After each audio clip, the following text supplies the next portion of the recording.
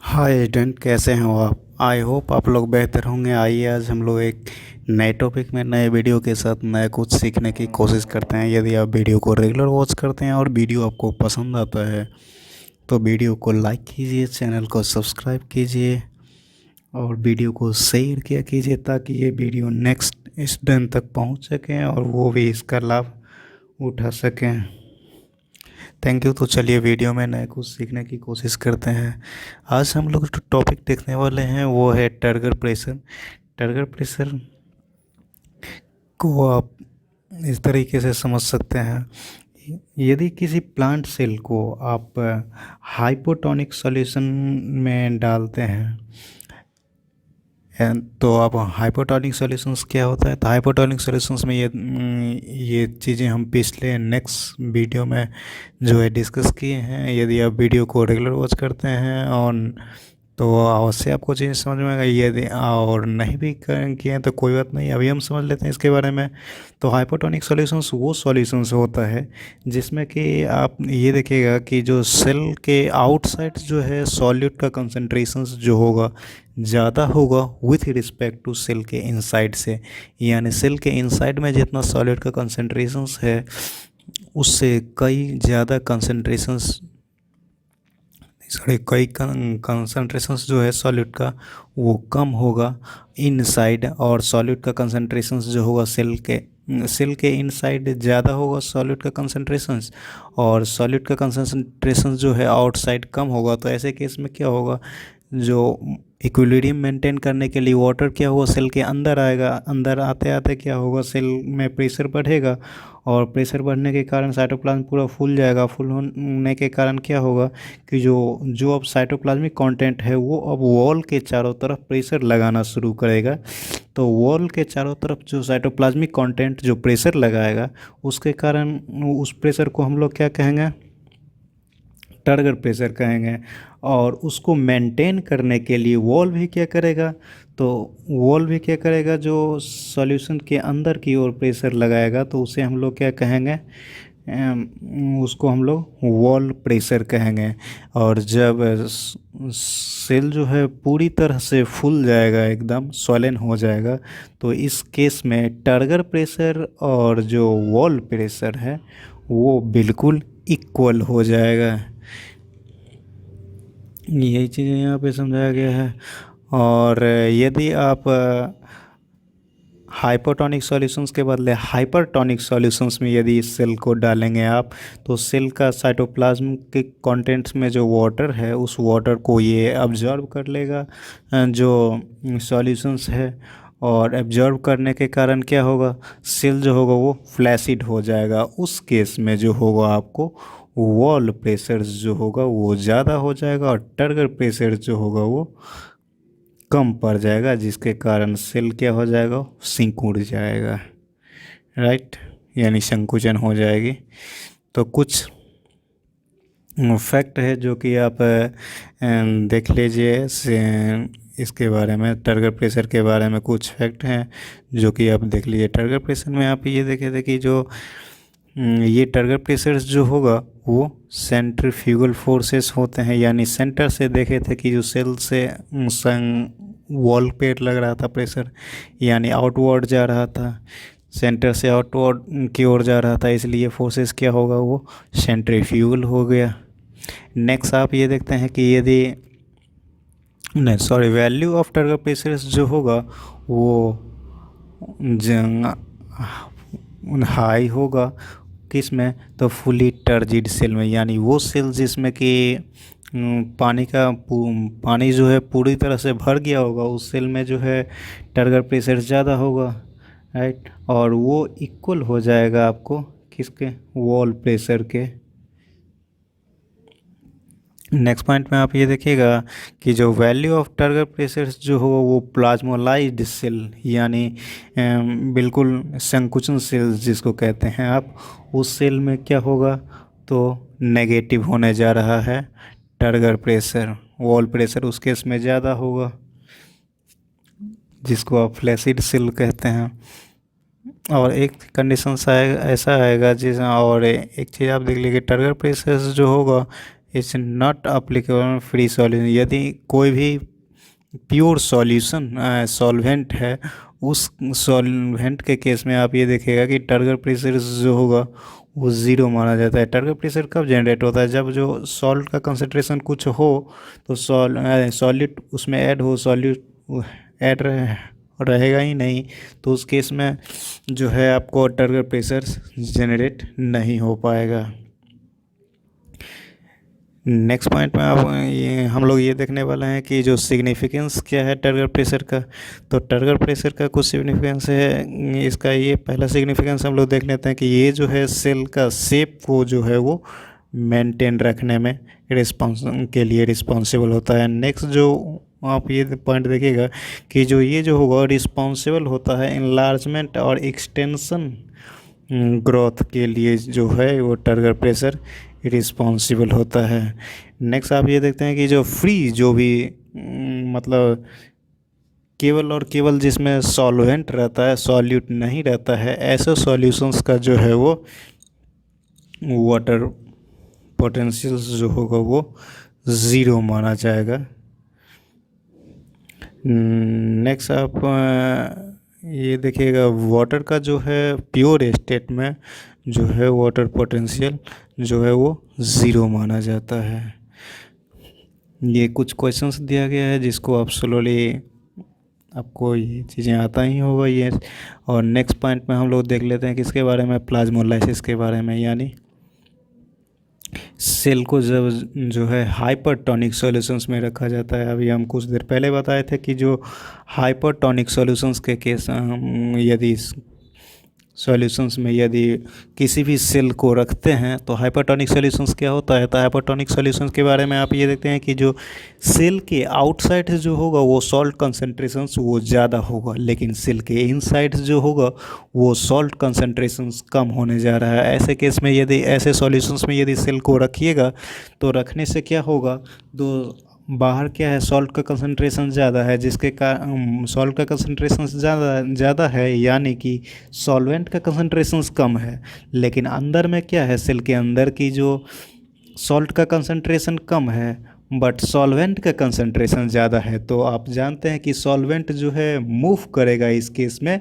ज़्यादा से कम की ओर, यानी अंदर में सॉल्वेंट ज़्यादा है तो सॉल्वेंट जो है वो मूव कर जाएगा आउटसाइड, यानी इस केस में क्या हो जाएगा सेल जो होगा वो सिकुड़ जाएगा, यानी फ्लैसिड होने जा रहा है सेल।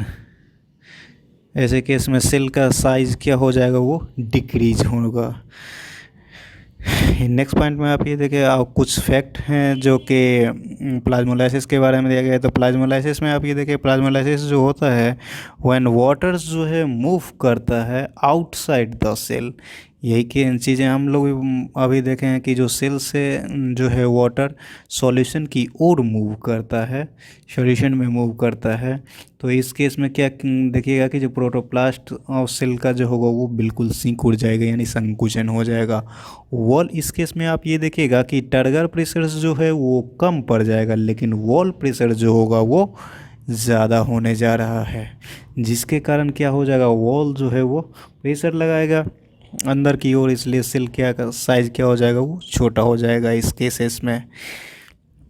नेक्स्ट पॉइंट आप इसमें ये देखिएगा कि जो वाटर जो है मूव करेगा from high water potential to low water potential की ओर, यानी एक्सटर्नल सॉल्यूशंस में जो है वो वाटर का मूवमेंट होगा इस केसेस में।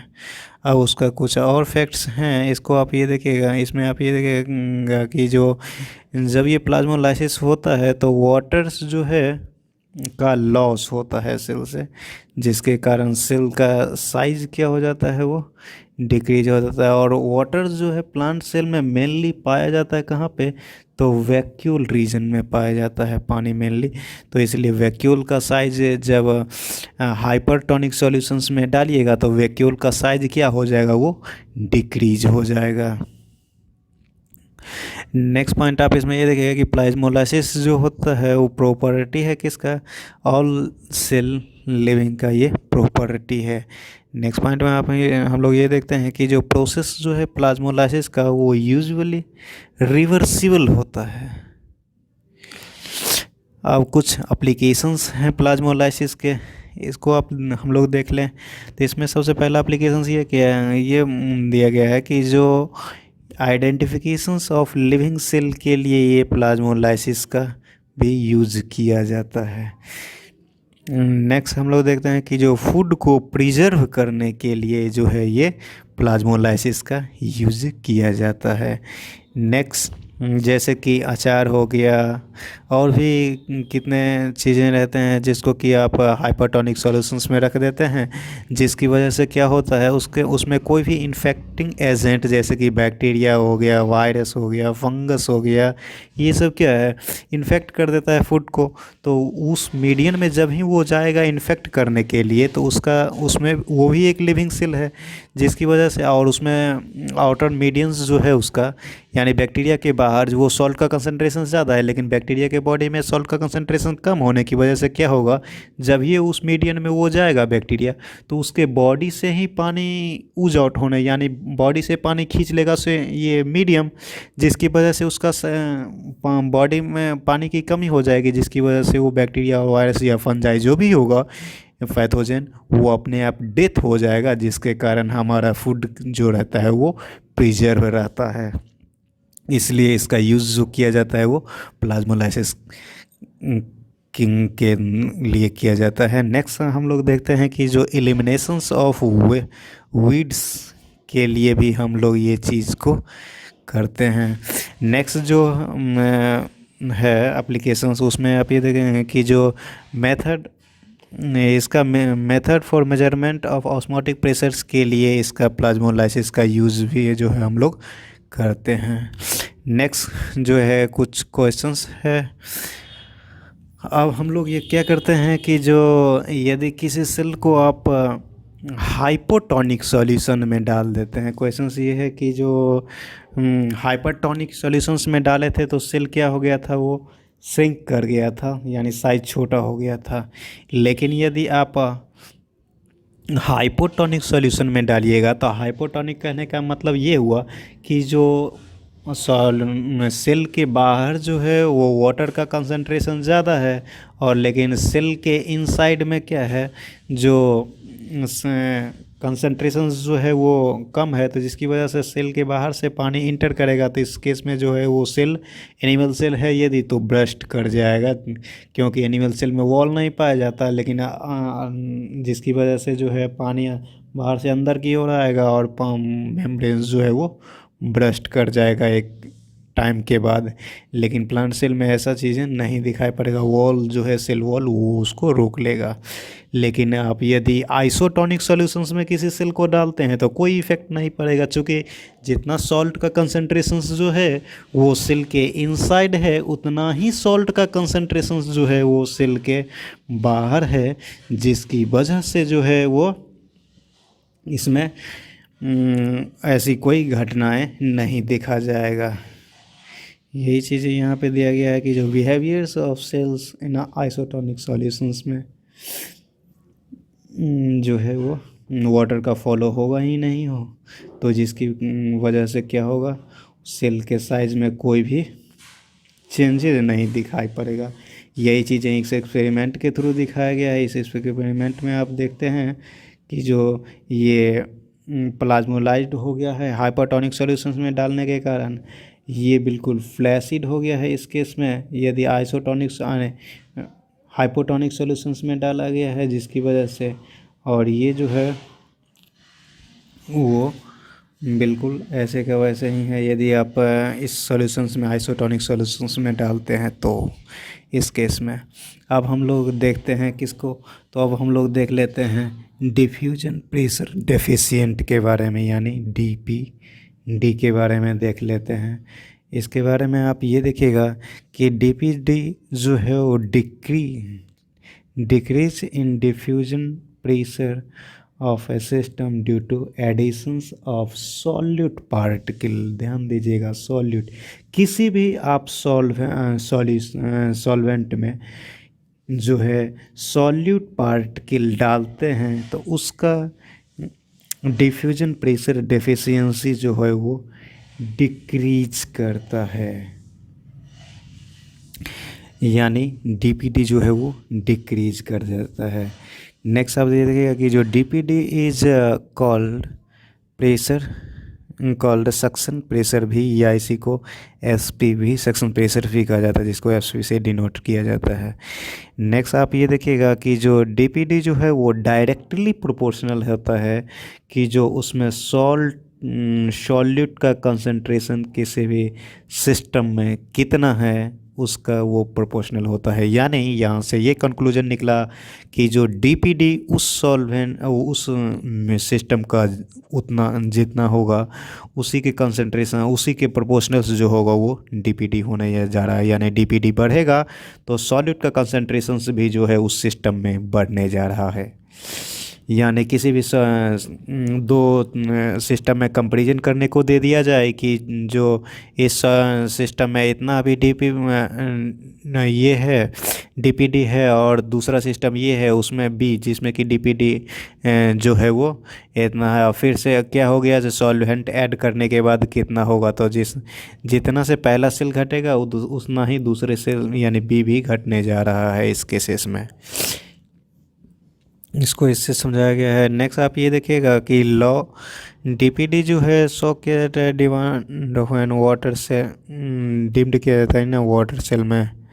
नेक्स्ट आप ये देखिएगा कि जो वाटर जो है मूव करता है always from low DPD regions to high DPD regions. कहने का अर्थ समझिए, लो डीपीडी यानी कि जहाँ पे सॉल्यूट का कंसंट्रेशन कम है वहाँ की ओर मूव करेगा, जहाँ पे सॉल्यूट का कंसंट्रेशन ज़्यादा है वहाँ की ओर मूव करेगा, लेकिन तब तक मूव करेगा जब तक कि इक्विलिब्रियम इस्टेब्लिश्ड ना हो जाए दोनों के बीच में। इक्विलिब्रियम इस्टेब्लिश्ड हो गया तो जो है आपका सॉल्वेंट का मूवमेंट जो होगा वो रुक जाएगा, नहीं होगा। यानी जितना इस आउटसाइड आएगा सॉल्वेंट उतना ही इनसाइड चला जाएगा सॉल्वेंट, यानी इक्वल जो है वो फाइनल मूवमेंट नहीं हो पाएगा। ऐसा नहीं है कि सॉल्वेंट का मूवमेंट रुक जाएगा, जितना बाहर जाएगा उतना ही अंदर आ जाएगा इसके, और जो है वो फाइनली मूवमेंट नहीं हो पाएगा, यानी नेट मूवमेंट नहीं होगा कुछ भी। नेक्स्ट हम लोग देखते हैं कि मैथमेटिकल एक्सप्रेशंस क्या है। डीपीडी इक्वल्स होता है osmotic pressure minus turgor pressure, ये चीज़ें याद रखिएगा, इम्पोर्टेंट है। नेक्स्ट अब हम लोग इसका केसेस देख लेते हैं। डीपीडी जो है वो फुली टर्जिड सेल में, यानी सॉरी डीपीडी जो है फ्री सॉल्यूशन के केस में, यानी ऐसे सॉल्यूशंस जिसमें कि जो ऐसे सॉल्यूशंस जिसमें कि सॉल्वेंट मतलब सॉल्यूट प्रेजेंट ही नहीं है, या कि ये कह सकते हैं कि जो फ्री सॉल्वेंट का जो है वो डीपीडी कितना होगा। तो डीपीडी दो चीज़ों पर डिपेंड करता था, ऑस्मोटिक प्रेशर्स पे और टर्गर प्रेशर पे। ऑस्मोटिक प्रेशर डिपेंड करता यानी टर्गर प्रेशर होगा ही नहीं, चूँकि जो सेल्स जो है वो इसमें सॉल्यूट का है ही नहीं, जिसकी वजह से जो है डीपीडी जो होगा वो इक्वल हो जाएगा किसके किसके बराबर, तो ये हो जाएगा इक्वल हो जाएगा ऑस्मोटिक प्रेशर के बराबर हो जाएगा। यानी फ्री सॉल्यूशंस का जो है डीपीडी वो ये टर्गर प्रेशर जो है वो ज़ीरो होता है, ये याद रखिएगा। नेक्स्ट जो हम लोग देख लेते हैं कि जो डीपीडी जो है वो पार्शियली रिजिड और नॉर्मल सेल के लिए कितना होगा। तो नॉर्मल सेल के लिए डीपीडी कितना हो जाएगा, DPD equals osmotic pressures minus turgor pressures के इक्वल हो जाएगा। इसको यही चीज़ें बताया गया है कि जो नॉर्मल वैल्यू जो होता है ऑस्मोटिक प्रेशर का वो ग्रेटर देन होता है टर्गर प्रेशर से, इसलिए osmotic pressure minus turgor pressure हो जाएगा। नेक्स्ट आप ये देखिएगा कि फुली टर्जिड केस मतलब सेल के केस में, जिस केस में जो है सेल जो है फुली टर्जिड हो गया है उस केस में वॉल प्रेशर जो है वो टर्गर प्रेशर के इक्वल हो जाएगा, यानी सॉल्वेंट का मूवमेंट इस केस में होगा ही नहीं, तो ऑस्मोटिक प्रेशर जनरेट ही नहीं होगा, तो इसलिए डीपीडी जो है वो ज़ीरो हो जाएगा। तो ऑस्मोटिक प्रेशर बराबर हो जाएगा टर्गर प्रेशर। नेक्स्ट आप चीज़ें देखा गया कि जो डीपीटी जो है फ्लैसिड सेल के केस में यानी संकुचन सेल के केस में क्या होगा, तो उस केस पे जो है आप ये देखिएगा कि टर्गर प्रेशर्स और फ्लैसिड सेल्स जो होगा वो जीरो के बराबर होता है, यानी टीपी क्या हो गया, टीपी हो गया जीरो के बराबर। तो टीपी जब जीरो हो गया तो डीपीडी इक्वल्स क्या होता था, osmotic pressure minus turgor pressure. तो इस केस में जो है वो टर्गर प्रेशर जो है वो ज़ीरो हो गया, ये ज़ीरो हो गया, यानी डीपीडी जो हो गया वो ऑस्मोटिक प्रेशर के इक्वल हो गया। नेक्स्ट जो केसेस दिया गया है इसमें ये बोला गया है कि जो turgor pressure for osmol plasmolysed cell के कितना होगा, यानी वो सेल्स जो कि बिल्कुल प्लाज्मोलाइज्ड है। तो उस केस में आप ये देखिएगा कि जो प्लाज्मोलाइज यानी सेल का साइज़ जो है वो डिक्रीज हो गया है, सेल का साइज़ डिक्रीज हो गया है तो वाटर जो है वो मूव करेगा सिस्टम से सेल की ओर। तो इसके कारण क्या हो जाएगा, जो इसका इक्वेशन जो आएगा वो डीपीडी का इक्वेशन जो आएगा ओपी प्लस टर्गर प्रेशर के बराबर हो जाएगा, osmotic pressure plus turgor pressure हो जाएगा डीपीडी इस केसेस में। अब हम लोग देखते हैं वाटर पोटेंशियल क्या होता है, इसके बारे में देख लेते हैं। तो इसके बारे में हम लोग ये देखेंगे कि जो इसके बारे में आप ये देखिएगा कि जो ये जो है वाटर पोटेंशियल जो है वो थर्मोडायनेमिक फ्री एनर्जी जो है वाटर सेल पोटेंशियल के इक्वल्स हो जाता है, और ये जो है डिनोट किया जाता है फाई साई डब्ल्यू से जो है वो डिनोट किया जाता है। और ये एक्सप्रेशंस जो है इन प्रेशर यूनिट जो है वो पास्कल में लिया जाता है प्रेशर का यूनिट, और या एटमॉस्फेयर में ले सकते हैं या बार में ले सकते हैं या टॉर में ले सकते हैं। नेक्स्ट आप ये देखिएगा कि जो वाटर पोटेंशियल यानी साई डब्ल्यू जो है वो एक फंडामेंटल कॉन्सेप्ट है अंडरस्टैंड मूवमेंट को समझने के लिए। नेक्स्ट पॉइंट आप इसमें ये देखिएगा कि जो टू मेन कंपोनेंट ऑफ जो है ड्रेनेट वाटर के लिए जो होता है वो इक्वल होता है। पहला जो है वो सॉलिड पोटेंशियल या इसी को कहते हैं ऑस्मोटिक पोटेंशियल। नेक्स्ट जो है वो ऑस्मोटिक प्रेशर पोटेंशियल जो होगा वो इक्वल होगा। नेक्स्ट हम लोग देख लेते हैं इसके बारे में। तो नेक्स्ट हम लोग देखेंगे जो वाटर जो है वो मूव करता वाटर मॉलिक्यूल्स जो है जिसके पास हाई काइनेटिक एनर्जी होगा यानी लिक्विड या गैसेस, वो क्या होगा रेंडमली मूव करेगा दोनों डायरेक्शंस में, रैपिड और कांस्टेंट रेट से ये मूवमेंट होगा। और ये ग्रेट जब वाटर सॉल्यूट का कंसंट्रेशन से जितना ज़्यादा होगा उस सिस्टम में ग्रेटर कंसंट्रेशन यानी वाटर जितना ज़्यादा होगा उस सिस्टम में उसकी काइनेटिक एनर्जी जो होगा उतना ही ज़्यादा होने जा रहा है, यानी वाटर पोटेंशियल जो होगा उसके इसके उतना ही ज़्यादा होगा। इसीलिए ये ऑब्ज़र्व किया जाता है कि प्योर वाटर का जो है वाटर पोटेंशियल वो सबसे ज़्यादा ज़ीरो के बराबर होता है। नेक्स्ट हम लोग अब केसेस देखते हैं। पहला केसेस में आप ये दिया गया है कि जो वाटर पोटेंशियल जो है वो प्योर वाटर का स्टैंडर्ड कंडीशंस के केस में जो होता है वो स्टैंडर्ड टेम्परेचर प्रेशर के केस में एक्सटर्नल केस में ये जो होता है वो ज़ीरो होता है। नेक्स्ट पॉइंट आप ये याद रखिएगा कि जो कुछ जब सॉल्यूट उसमें डिज़ोल्व किया जाता है प्योर वाटर में तो उसका वाटर पोटेंशियल जो है वो डिक्रीज कर जाता है, यानी कंसंट्रेशन फ्री एनर्जी जो हो जाता है उसका डिक्रीज कर जाता है वाटर का, इसलिए वाटर पोटेंशियल भी क्या हो जाता है वो कम पड़ जाता है यानी डिक्रीज हो जाता है। नेक्स्ट इसी को बोला गया है कि जो magnitude of the lowering due to dissolutions of solid is called solid potential या इसी को ऑस्मोटिक पोटेंशियल्स कहते हैं। यानी सॉल्यूट जितना ज़्यादा डालेगा उसके कारण से जो है उसमें सॉलिड पोटेंशियल जो है उतना ही ज़्यादा से डिक्रीज होगा, या उसी को ऑस्मोटिक पोटेंशियल बोलिए, वो डिक्रीज हो जाएगा। तो 5W जो होगा वो 5S के इक्वल होता है। कंक्लूजन्स ये निकला इसका कि जो ऑल सॉल्यूशंस जिसमें कि आप लोअर वाटर पोटेंशियल होगा वो प्योर वाटर का होने जा रहा है। नेक्स्ट जो है 5S जो है वो ऑलवेज निगेटिव होता है मोर सॉलिड मॉलिक्यूल, जिसमें जितना ज़्यादा सॉलिड होगा जिस सॉल्यूशन में उतना ही उसका वाटर पोटेंशियल जो होगा वो निगेटिव होने जा रहा है। नेक्स्ट जो है वाटर पोटेंशियल को दिखाया गया है कि जो इस इक्वेशंस के थ्रू दिखाया गया है।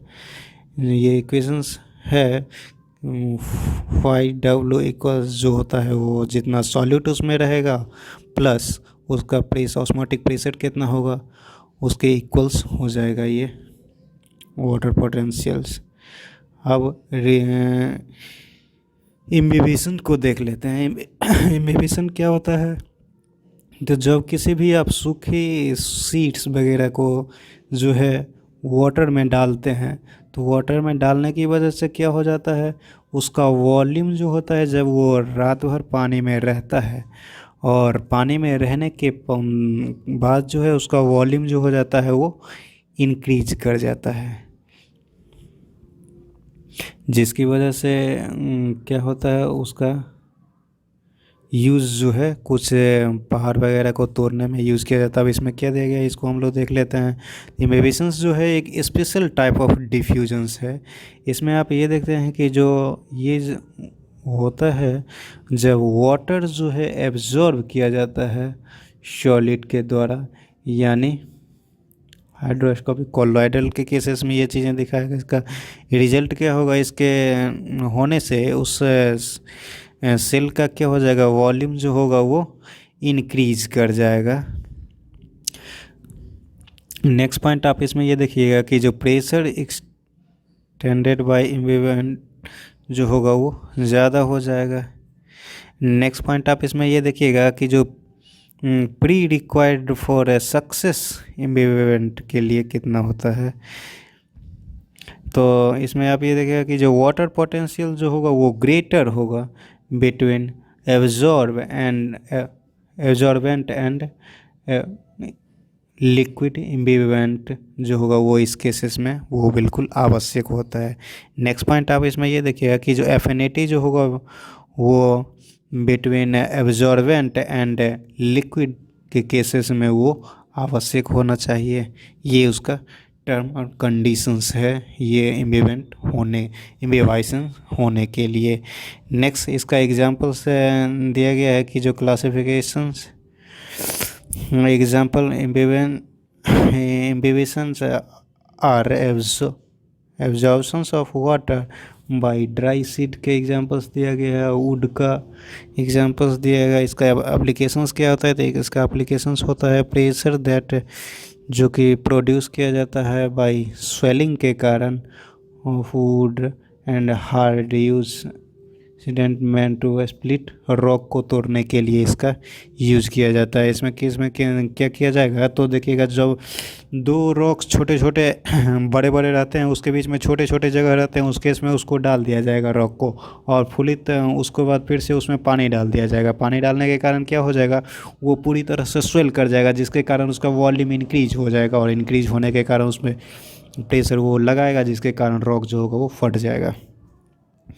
नेक्स्ट इसका वो जो एप्लीकेशंस है इसमें आप ये देखिएगा कि जो सीडलिंग होता है वो इमर्ज आउट होता है soil into soil and open हो जाता है, ओपन होगा इस्टेब्लिश ड्यू टू इम्बिबिशंस के कारण। ये सीड का जो जर्मिनेशन जो होगा वो फट जाता है, सीड वो इम्बिबिशंस के कारण ही होता है सीड कोट का फटना। नेक्स्ट जो है कुछ फैक्ट दिया गया इम्बिबिशंस के लिए। इसमें आप ये देखिएगा कि ड्यूरिंग रेनी सीजन्स में आप ये देखिएगा कि जो वुड अब डोर्स जो होगा, विंडोज़ जो होगा वो बिल्कुल स्वेल कर जाता है। ये किसके कारण होता है? इम्बिबिशंस के कारण होता है। नेक्स्ट पॉइंट आप इसमें ये देखिएगा कि जो पावर ऑफ इम्बिबिशंस जो होगा वो वेरिएबल होगा डिफरेंट सब्सटेंस का। वो कुछ दिया गया है ऑर्डर, इसको आप याद रखिए। अगार अगार का जो होगा इम्बिबिशन पावर सबसे ज़्यादा होता है, उसके बाद पैक्टिनिन का होता है, फिर प्रोटीन का, फिर स्टार्च का, फिर सेल्यूलोज का होगा। नेक्स्ट जो है कुछ क्वेश्चंस दिए गए हैं, इसको आप सॉल्व कर लीजिएगा। एक्सरसाइज क्वेश्चंस हैं। नेक्स्ट हम लोग क्या किसके बारे में देखेंगे? नेक्स्ट हम लोग ट्रांसपैरेशन के बारे में देखेंगे। तो ट्रांसपैरेशंस क्या होता है इसके बारे में चलिए देखते हैं। तो ट्रांसपैरेशन के बारे में ये देखिएगा कि जो ये ट्रांसपैरेशंस जो होता है, evaporation of water from form of vapour aerial part of plant, यानी प्लांट के एरियल पार्ट से वाटर वेपर का लॉस होना, इसी प्रोसेस को हम लोग क्या कहते हैं? ट्रांसपैरेशंस कहते हैं। नेक्स्ट जो इसके बारे में ये दिया गया है कि जो बेसिस ऑफ वाटर लॉस के बेसिस पे जो है ये वाटर का लॉस जो होगा वो वेपर के फॉर्म में होगा ट्रांसपैरेशंस में। नेक्स्ट आप इसमें ये देखिएगा कि जो एक्सचेंज होगा ये कार्बन डाइऑक्साइड का इस ट्रांसपैरेशंस में, ऑक्सीजन का भी लॉस ये होने जा रहा है, एक्सचेंज होगा लीफ के थ्रू इसी ट्रांसपैरेशंस की वजह से। नेक्स्ट ट्रांसपैरेशन पोर की वजह से होगा, जिसको हम लोग क्या कहते हैं? स्टोमाटा कहते हैं। ये जिस पोर के कारण होगा वो स्टोमाटा कहते हैं, और इसका सिंगुलर होता है क्या? स्टोमा। नेक्स्ट अब हम लोग देखते हैं कि जो किस किस ट्रांसपैरेशन जो होगा वो कितने टाइप का होता है। तो ट्रांसपैरेशन मेनली प्लांट्स में जो होगा वो 3 टाइप से देखा जाता है। पहला जो है स्टोमेटल ट्रांसपैरेशन, 50 to 90% टोटल ट्रांसपैरेशन जो होगा वो स्टोमेटल ट्रांसपैरेशन होगा। नेक्स्ट जो है वो क्यूटिकल ट्रांसपैरेशन, और तीसरा जो है वो लेटिकुलर ट्रांसपैरेशन। पहला जो है स्टोमेटल ट्रांसपैरेशन, स्टोमेटा के थ्रू जो वाटर का लॉस होगा वेपर के फॉर्म में, वो उसको हम लोग स्टोमेटल ट्रांसपैरेशन कहते हैं। और ये मेनली प्रेजेंट होगा स्टोमेटल ट्रांसपैरेशन किसके थ्रू? तो लीव्स में होने जा रहा है, और प्रेजेंट होगा सम अदर डेसिकेटेड ऑर्गन में ये प्रेजेंट होगा, जैसे सेपल के थ्रू होगा, हार्बिसियस स्टेम के थ्रू ये स्टोमाटा उसमें प्रेजेंट होगा तो उसके थ्रू भी ये लॉस होगा। यानी पौधे के 50 to 90% वाटर का लॉस जो होगा वो स्टोमाटल ट्रांसपैरेशंस के थ्रू होता है। नेक्स्ट जो हम लोग देखेंगे ट्रांसपैरेशन वो है क्यूटिकुलर ट्रांसपैरेशंस। क्यूटिकुलर ट्रांसपैरेशंस में आप ये देखते हैं कि जो लीफ के एपिडर्मिस पे जो है आपको कुछ एरिया पे जो है प्लांट के एपिडर्मिस में जो है वैक्स आ जाता है, जिसकी वजह से क्या होता है? लॉस ऑफ वाटर्स जो है वो स्लो हो जाता है, कम हो जाता है। इस वैक्स की क्यूटिकुलर वैक्स की वजह से जो है एपिडर्मिस में जमा हो जाता है, जिसके कारण जो है ट्रांसपैरेशंस जो है वो रेट कम हो जाता है। और इसलिए इस ट्रांसपैरेशंस का रेट जो होगा वो 9 से 9.9% तक देखा जाता है। टोटल ट्रांसपैरेशन का 9 से 9.9 तक ये ट्रांसपैरेशन देखा जाता है, यानी नहीं के बराबर ट्रांसपैरेशन होता है। नेक्स्ट जो है वो ट्रांसपैरेशन वो है और ये क्यूटिकुलर ट्रांसपैरेशन में एक चीज़ और आप ये देखिएगा कि जो क्यूटिकुलर ट्रांसपैरेशन जो होता है वो गोज अप टू 40 to 50% होगा।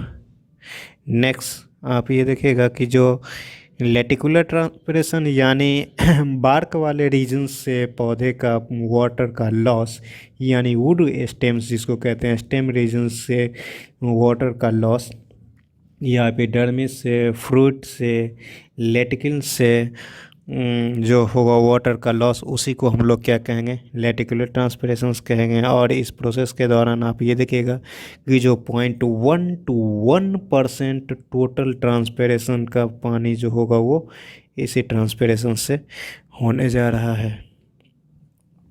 यानी टोटल वाटर का लॉस जो होगा, मेनली वाटर का लॉस जो होगा प्लांट के केसेस में वो एस्टोमेटल ट्रांसपेरेशंस के थ्रू होगा। उससे थोड़ा कम जो होगा वो क्यूटिकुलर ट्रांसपेरेशंस के में होगा, लेकिन नहीं के बराबर वाटर का लॉस जो होगा प्लांट में वो लेटिकुलर ट्रांसपेरेशंस की वजह से होता है। नेक्स्ट जो है, अब हम लोग फेलियर क्या क्या है ट्रांसपेरेशंस का उसके बारे में देख लेते हैं। आखिर ये ट्रांसपेरेशन फेल कहाँ करता है। नेक्स्ट हम लोग देखने वाले हैं फेलियर ऑफ ट्रांसपेरेशंस में। इसमें आप ये देखिएगा कि टोटल ट्रांसपेरेशंस जो होगा take place thought surface of leaf यानी एस्टोमेटल और क्यूटिकुलर के जो ट्रांसपेरेशंस होगा वो मेनली ट्रांसपेरेशंस इसी के थ्रू देखा जाता है। और यदि इसमें भी क्वेश्चन ट्विस्टेड आ जाए केवल कि जो केवल आपको एस्टोमेटल ट्रांसपेरेशन दिया जा रहा है और तो आपको वही मानना पड़ेगा, क्योंकि मेनली वाटर का लॉस जो होगा वो एस्टोमेटल ट्रांसपेरेशंस के थ्रू होता है। अब हम लोग स्ट्रक्चर्स ऑफ एस्टोमाटा के बारे में देखते हैं। तो एस्टोमाटा जो है वो एपिडर्मल टिश्यू होता है स्टेम का, और ये एरियल पार्ट में दिखाई पड़ेगा। और एडजेसेंट सेल्स जो होगा इसका वो के आपको एपिडर्मल रीजन्स में आपको ये दिखाई पड़ेगा। इसका शेप्स जो होगा वो किडनी शेपेड होता है डाइकोटिलेडनस प्लांट में, लेकिन मोनोकोटिलेडनस प्लांट में ये स्टोमाटा जो होगा वो डम्बेल शेपेड होता है। इसमें आप ये देखिएगा और ये इंक्लूज रहता है और ये एक पोर लाइक स्ट्रक्चर्स होता है। किडनी और डम्बेल शेपेड ये दिखाई पड़ेगा गट, जिसको हम लोग गट कहते हैं, और ये जिस शेप में होगा उसको हम लोग गट कहते हैं। नेक्स्ट पॉइंट आप ये देखिएगा, इसमें देखिएगा कि जो होल एपरेटस जो है जिसको कहते हैं हम लोग क्या एस्टोमाटा कहते हैं या एस्टोमेटल एपरेटस कहते हैं। नेक्स्ट पॉइंट आप इसमें ये देखिएगा कि जो गार्ड सेल जो होगा वो सराउंडेड होगा, यानी चारों साइड से आपको दिखाई पड़ेगा इसमें। और ये जो होगा वो इसमें एसेसरी सेल का काम करने जा रहा है। सब्सिडरी सेल्स जो होगा वो एसेसरी सेल का काम करने जा रहा है। एस्टोमाटा के स्ट्रक्चर की बात किया जाए तो एस्टोमाटा ये देखिए आपको बिल्कुल किडनी शेपेड में होगा, और इसमें जो होगा माइक्रोफाइब्रिल्स जो होगा वो रेडियली इलोंगेटेड होता है। ये चीज़ें याद रखिएगा। नेक्स्ट जो है, अब हम लोग गार्ड सेल और अदर एपिडर्मल सेल के बारे में देख लें कि ये सेल क्या होता है। इसमें आप ये देखिएगा कि जो इसमें आप ये देखिएगा कि डाइकोट में और गार्ड सेल में आप ये देखिएगा कि जो बिन शेपेड आपको या किडनी शेपेड स्टोमाटा जो होगा शेपेड एसेंटेड शेप या इसी को सेंसेंट शेप कहते हैं होगा। लेकिन यहीं आप मोनोकोट में देखिएगा तो ये डम्बल शेपेड होता है। ये पहले हम लोग देख लिए हैं ऊपर के रीजन्स में। नेक्स्ट जो आप ये देखिएगा कि जो एपिडर्मल सेल्स में आप ये देखिएगा कि अदर एपिडर्मल सेल्स में आप ये देखिएगा कि जो एपिडर्मल सेल्स जो ये जो होगा वो बाइलेयर शेपेड इसमें दिखाई पड़ेगा। नेक्स्ट हम लोग देखें कि जो गार्ड सेल में नेक्स्ट पॉइंट आप ये देखिएगा कि जो इंट्रासेलुलर स्पेस जो होगा वो स्टोमाटा में स्टोमेटल एपरेटस प्रेजेंट होगा इंट्रासेलुलर स्पेस के फॉर्म में। और एपिडर्मल सेल में आप ये देखिएगा कि इंट्रासेलुलर स्पेस जो होगा वो एब्सेंट होने जा रहा है। गार्ड सेल्स में आप ये देखिएगा कि जो क्यूटिकल जो होगा इस केस में गार्ड सेल में वो एब्सेंट होने जा रहा है। लेकिन एपिडर्मल रीजन्स में आपको जो है एपिडर्मल सेल्स में आपको क्यूटिकल जो होगा वो प्रेजेंट दिखाई पड़ेगा। नेक्स्ट आप गार्ड सेल में आप ये देखिएगा कि जो आउटर वॉल्स जो हो गार्ड सेल का वो बिल्कुल थिन इलास्टिक होने जा रहा है, लेकिन इनर वॉल जो होगा वो टुवर्ड स्टोमेटल apparatus की ओर होगा और ये जो होगा वो थिक और इलास्टिक होगा। नेक्स्ट आप एपिडर्मल सेल्स में आप ये देखिएगा कि जो वॉल जो होगा वो यूनिफॉर्मली और थिकेंड होने जा रहा है। नेक्स्ट पॉइंट आप इसमें ये देखिएगा कि क्लोरोप्लास्ट जो होगा वो गार्ड सेल में प्रेजेंट होगा, लेकिन एपिडर्मल सेल्स में आप ये देखिएगा कि जो क्लोरोप्लास्ट जो होगा वो एब्सेंट होने जा रहा है। नेक्स्ट जो है कुछ पॉइंट आप याद रखने वाला चीज़ें इसमें ये दिया गया है कि जो cell wall of guard cells जो होगा वो उसमें सेलुलोजिक माइक्रोफाइब्रिल्स जो होगा वो रेडियली अरेंज होता है, और गार्ड सेल्स जो होगा गार्ड सेल में जो है पेप केज एंजाइम्स जो है वो देखा जाता है। अब हम लोग ये देखेंगे कि जो mechanism of opening and closing of stomata, जिसको हम लोग नेक्स्ट क्लास में देखेंगे। यदि आप वीडियो को रेगुलर वॉच करते हैं और तो वीडियो आपको यदि पसंद आता है तो वीडियो को लाइक कीजिए, चैनल को सब्सक्राइब कीजिए और वीडियो को शेयर किया कीजिए ताकि ये वीडियो नेक्स्ट बच्चों तक पहुंच सके और वो भी इसका लाभ उठा सके। Thank you for watching. मिलते हैं नेक्स्ट वीडियो में।